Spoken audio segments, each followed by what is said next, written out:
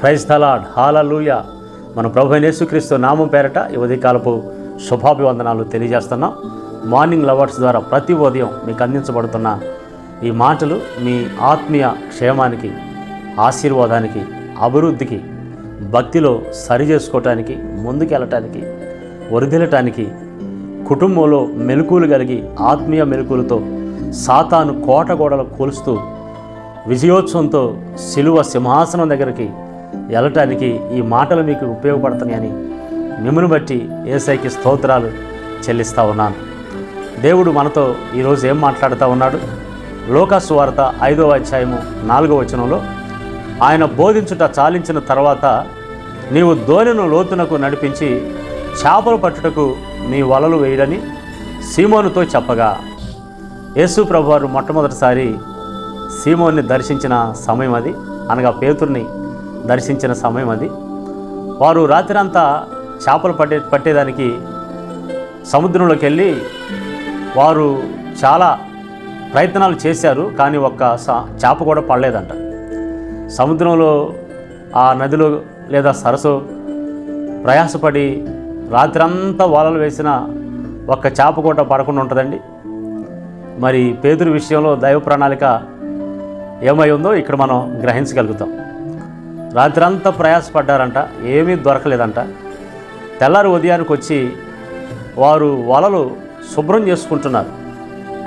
శుభ్రం చేసుకొని ఇక ఇంటికి వెళ్ళేదానికి సిద్ధపడతా ఉన్నారు. యేసు ప్రభువారు అక్కడికి వచ్చారు. జనం బాగా ఎక్కువ మంది ఉండి ఆయన మీద పడిపోతూ ఉన్నారు. ఆయన ఈ సీమోను దోణి ఎక్కాడు, పేతురు దోణి ఎక్కాడు. పేతురు దోణి ఎక్కి పేతురుతో అన్నాడు, నీవు నీ పడవను లోతులోకి నడిపించి చేపలు పట్టడానికి వల వేయండి అన్నాడు. వీళ్ళు రాత్రంతా ప్రయాసపడి ఇంటికి వెళ్ళిపోవటానికి సిద్ధంగా ఉన్న సమయం. అప్పటికే నిద్ర లేక, అలసట, ఆకలి, కళ్ళు భారం, శరీర భారం, ఒక పక్క ఈరోజు చేపలు దొరకలేదు, ఆర్థిక ఇబ్బందులు ఉంటాయి అని వారి మనసులో, వారి శరీరంలో ఇలాంటి వేదన ఉండుండొచ్చు. ఎందుకంటే సహజంగా చేపలు పట్టేవారు బాధలు కాదు. అలాంటి పరిస్థితుల్లో మళ్ళీ వల వేయండి అని యేసు ప్రభువారు చెప్తే సీమోన్ అంటాడు, ప్రభువా రాత్రంతా ప్రయాసపడ్డాం ప్రభువా, ఒక చేప కూడా దొరకలేదయ్యా అని అంటే, మరి యేసు ప్రభు సీమోను కల్లా అట్లానే చూశాడేమో.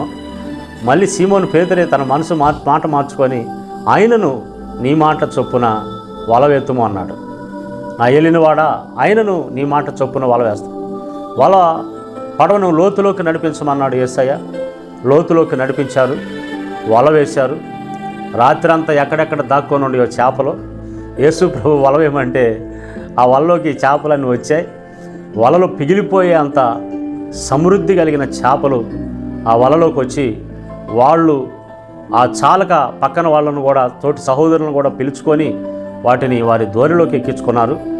తర్వాత రాత్రంతా ప్రయాసపడ్డాం, ఇన్ని సంవత్సరాల నుంచి సముద్రంలో చేపలు పడుతున్నాం, మాకు ఎన్నడూ ఇలాంటిది మేము చూడలేదు, ఈయన ఒక్క మాట చెప్తే ఇన్ని చేపలు వచ్చాయే అని ఈయన ఎవరు అని ఆలోచన చేసి పేతురు, అయ్యా నేను పాపాత్మున్నయ్యా అని పశ్చాత్తాపడే పరిస్థితిలోకి వచ్చాడు. అయితే ఇక్కడ నేను చెప్పాలనుకున్న విషయం ఏంటంటే, యేసు ప్రభు మనల్ని ఆశీర్వదించాలి అని అనుకున్నప్పుడు, లేదా ఈ మాటలు వింటున్న నీవు యేసయ్య ద్వారా నేను దీవించబడాలి, ప్రభు ద్వారా నేను ఆశీర్వదించబడాలి, దేవుడు నన్ను దీవించాలి, దేవుని దీవెనల కోసం, దేవుని ఆశీర్వాదాల కోసం నేను ఎదురు చూస్తున్నాను అని ఒకవేళ నువ్వు అనుకుంటున్నట్లయితే, నా ప్రియ దేవుని బిడ్డలారా, దేవుని ఆశీర్వాదం కొరకు మొదట మనం చేయాల్సిన పని ఉంటుంది. ఏంటయ్యా అనంటే, నువ్వు రాత్రంతా ఎంత ప్రయాసపడ్డావో, ఎంత కష్టపడ్డావో, నీ దోణిలో యేసు ప్రభు లేకుండా, దైవ ప్రణాళికలో లేకుండా, దేవుని చిత్తంలో లేకుండా, దేవుని తోడు లేకుండా, దేవుడు లేకుండా నీ దోణిలో ఒకవేళ నువ్వు రాత్రంతా ప్రయాసపడి ఉండొచ్చు.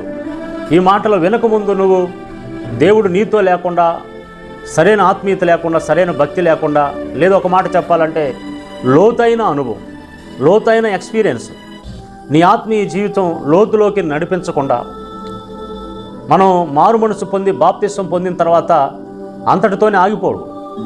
బల్లతో సహవాసం కలిగి ఇంకా అపోస్తుల బోధ యందు, రొట్టె విరుచుట యందు, ప్రార్థన యందు, వాక్యమందు, సహవాసం యందు ఎడతెగక ఉండాలి.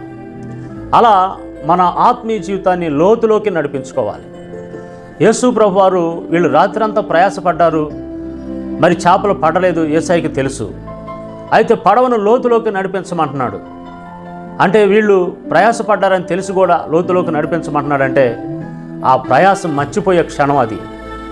వాళ్ళ కష్టాన్ని మర్చిపోయి, వారి బ్రతుకు మారిపోయి, వారి జీవితాలు మారిపోయి, వారి జీవితంలో ఎన్నడూ చూడనటువంటి ఒక అద్భుతమైనటువంటి సన్నివేశాన్ని, ఆయన కార్యాన్ని చూడబోతున్నారు. అందుకని యేసు ప్రభువారు సీమోనుతోను లోతులోకి నడిపించన్నాడు. ఆయన చేపలు రమ్మంటే వచ్చేస్తాయి.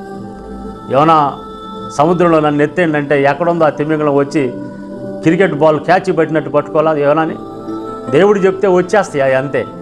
మరి ఆయన పడవ లోతులోకి నడిపించమన్నాడంటే దేవుడు చేయమన్నది చేయాలా, లేదా మొదట మనం చేయాల్సిన పని చేయాలా? మనం చేయాల్సిన పని, అయ్యా నాకు అప్పులు ఉండయ్యా అని అంటే కుండలు తెచ్చుకోమన్నాడు. ఆ తర్వాత కుండల నిండా ఆయిల్ నింపబడింది. స్తోత్రం, హల్లెలూయా. ద్రాక్షారసం అయిపోయిందయ్యా పెళ్లి విందులు అంటే అక్కడున్న బాణల నిండా నీళ్లు నింపండి అని అన్నాడు. ముందు నువ్వు నీళ్లు నింపు, ముందు నీవు కుండలు తెచ్చుకో, ముందు నీ పడవ లోతులోకి నడిపించు. నువ్వు చేయాల్సిన పని చెయ్యి. నీ ఆశీర్వాదం కోసం యేసయ్య లేదా బైబిలు నీ కుటుంబం ఉన్న పరిస్థితులను బట్టి, నువ్వున్న సందర్భాన్ని బట్టి నీ ఆశీర్వాదం కొరకు దేవుడు ఏ విధమైన కోణంలో నిన్ను నడిపిస్తున్నాడు. నువ్వు ఇంకా భక్తిలో ఎదగలేదా? ఇంకా భక్తిలో లోతులోకి వెళ్ళలేదా? లోతైన అనుభవంలోకి వెళ్ళలేదా? ఎక్కడ వేసిన గొంగడు అక్కడే ఉన్నట్టు ఎదుగో బదుగు లేని పరిస్థితుల్లో ఉన్నావా? అయితే ఈ మాటలు వింటున్నా నీవు యేసు ప్రభు నిన్ను ఆశీర్వదించాలి, దీవించాలి అని అంటే మొదట నువ్వు చేయాల్సిన పని ఏమైనా ఉందేమో, నువ్వు చేయాల్సింది ఇంకేమైనా ఉందేమో ఒకసారి ఆలోచించుకొని, ప్రభువా నువ్వు చెప్పినట్టు నేను చేస్తానయ్యా, నన్ను దీవించయ్యా, ఆ వలలు పిగిలిపోయే సమృద్ధి నా కుటుంబానికి కూడా దయచేయ్యా, నా సంఘానికి కూడా దయచేయ్యా అని చెప్పి ప్రార్థన చేద్దాం. సర్వకృపానిధి యేసు ప్రభువా నీ గొప్ప కృపకే స్తోత్రాలు. ఈ మాటలు వింటున్న నీ బిడ్డలు నీ దీవెన, నీ మేలు, నీ ఆశీర్వాదం కోసం ఒకవేళ ఎదురు చూస్తున్నట్లయితే నాయన మొదట మేము చేయాల్సిన పని అది ఏదో బిడ్డలు గ్రహించి సీమోన్ని పడవను నడిపించు లోతులోకి అన్నావు. ఇదిగో బాణల నిండా నీళ్లు నింపండి అని అన్నావు.